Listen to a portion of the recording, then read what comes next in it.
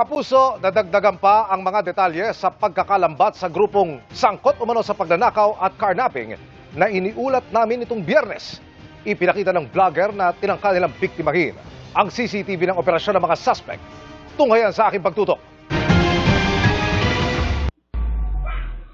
Sangkot sa robbery, akyat bahay at technical carnapping. Ang pangkat na nadakip ng mga tauhan ng Task Force Limbas ng PNP Highway Patrol Group sa Caloocan noong Biyernes. Ang tumatayong leader, ang lalaking ito na isa palang dating pulis na nabaril sa paa ng HPG. Dismiss na po way back 2013. Ang last unit assignment niya po is si National Capital Region Police Office Holding Unit. So kinasuhan po siya ng grave misconduct, kaya malamang po yun ang kinadismiss niya. At lumalabas din po na siya na rin yung lumalabas na pinakaano doon sa grupo. Kasi siyang kumakita natin buong loob eh. Kanina, humarap sa media ang isang negosyanteng vlogger na tinarget umano ng mga suspect bago sila nadakip.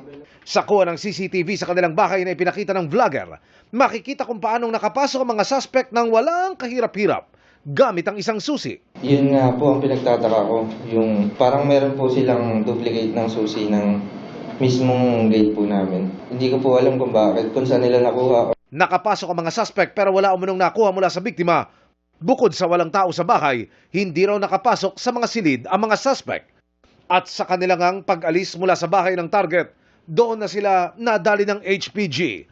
Siguro po yung dahilan kung bakit tinatarget nila kami kasi nagpo-post po ako ng mga goal po namin, tas about sa business po. Ang babae sa pangkat na kasamang nahuli, spotter umano ng grupo, na siya ring nakatokang magganap ng mabibiktima.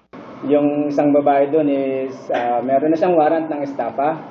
Ang style naman nila, kunyari, they will deliver cakes from the local government units, mga birthday cakes. And once na pumatok sila sa pinto, binuksan na yung pinto, itong grupo niya mga kalalakihan, papasukin na yon.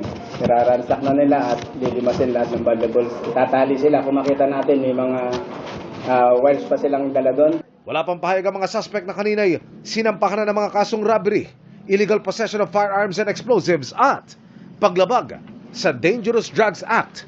Emil Sumangil, Nakatutok, 24 Oras.